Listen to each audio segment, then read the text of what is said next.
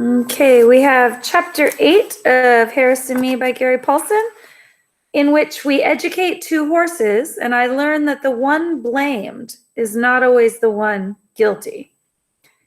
Now, you be like you was the fat dumb guy, and I'll be like I was Gene. I don't know. There's a lot that can go wrong. Come on! Didn't I sit last night and watch Gene do this very thing 7 times? Well, when's the last time I was wrong? I started to say something about hitting Buzzer in the rear with an arrow, but it didn't come out. The truth was, I thought what Harris wanted to do would work. Sometimes even the grown-ups can make mistakes. Usually it was us, but on several occasions that summer, they took leave of their senses and left us completely alone. This was the first time. All of them, including Glennis and Louie, had gone to the Halversons to help clean up from the fire, and we had been left alone at the farm.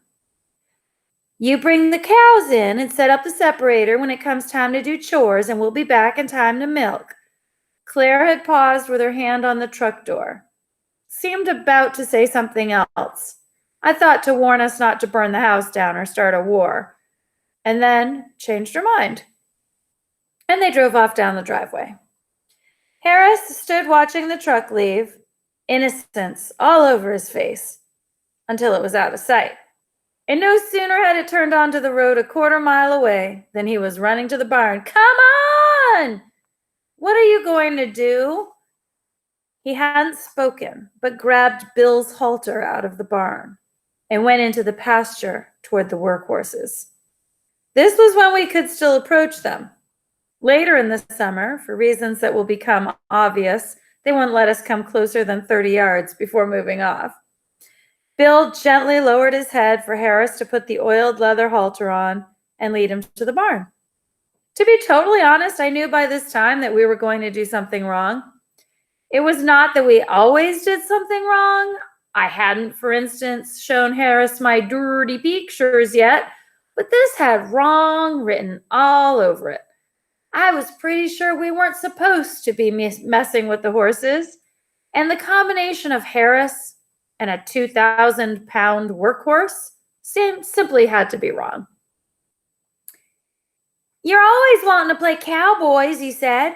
Well, go get your little silver pistol and we'll play cowboys. Bill came along peacefully, and Harris, looking like an ant leading a rhino, led him through the barn and approximately 10 feet out the front door. Harris looked up. That ought to about do it. Do what? Get him right for when we jump on him? We're going to jump on Bill? Yeah, like I said, you be the fat guy and I'll be Gene, and we'll jump out of the loft door onto Bill and ride off after the rustlers. And as I mentioned, I thought we could do it. Oh, not at first. At first, it looked a lot like jumping off the granary roof holding a rotten piece of rope, or leaping on a 300-pound commie Jap sow. But Harris pointed out that it wasn't that far down to Bill, and that he had a broad back made of largely soft flesh, and that we rode him all the time when he was pulling the mower, and that in any event, there really wasn't any choice, because Gene did it in the picture show and we had to do it or we'd forever be lower than pig crap. So I agreed. The problem came about because of Harris's lack of understanding of the nature of falling bodies. We went ahead, Harris with enthusiasm, I with some residual dread, and set up the scene. Bill was put in position, and an armload of hay placed in front of him to keep him there, head down, munching peacefully. We then climbed into the loft and moved to the front door and looked down. See, Harris said, his back is like a big kitchen table down there. In truth, Bill looked small, too small to hit, but Harris didn't give me much time to think. The way we'll do her is, I'll swing out a bit on the dump rope and you just jump on down.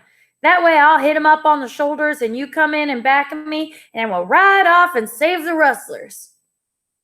Get the rustlers, I pointed out. You don't save the rustlers, you get them. He stopped. What's the difference? We still jump on the horse, don't we? I nodded. Well, then, don't be so quick to talk about when you don't know what the hell you're talking about. He grabbed the dump rope that hung down from the overhead rail and was used to pull hay up into the loft and backed off, ready to run and swing out over Bill. You ready? I nodded again, but it was a lie. Say it. Say what? Heck, don't you know nothing? You're the fat guy. Aren't you supposed to say, let's go save the rustlers? I don't know. Say it. All right. Say it now. Let's go save the rustlers. Harris nodded and ran out of the loft holding onto the dump rope. Caught up in the enthusiasm, I actually started to follow him. Right here, several things went wrong. First off, even if Bill had seen the movie, he might not have tolerated two boys jumping out of a barn loft onto his back. But Bill hadn't seen the movie, and so the plot line was a complete surprise to him. Then cowardice took over, and at the last minute, I tried to stop.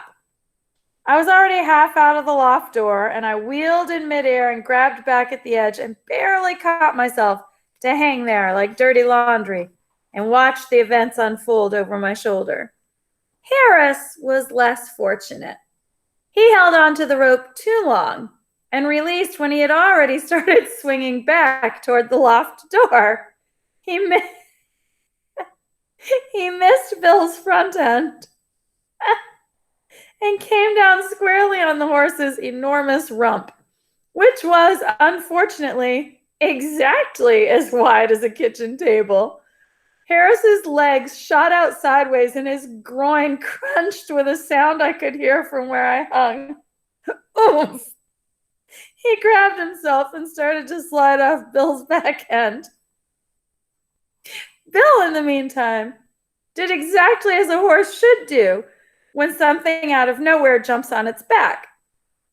Horses have reacted to predators jumping on their backs for millions of years in one specific way. They buck hard, and when the predator is dislodged, they kick the bejesus out of it. Bill obeyed the genetic codes in his system and bucked as Harris hit him, driving Harris back up almost even with the loft door opening where I still hung.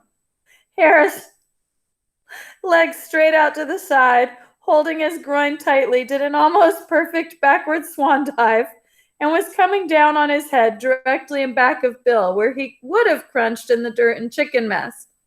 But Bill obeyed the second code, and just as Harris came into range, kicked the one with one back hoof, a hoof as large as the top opening of a milk bucket, with a force just below nuclear. It caught Harris directly in the middle of the stomach and drove him backward into the barn so hard that I heard him skip twice across the barn floor. I hung from the door opening another second while Bill went back to quietly eating. Then I dropped and ran into the barn. Harris was by the back door, having been propelled nearly the full length of the barn.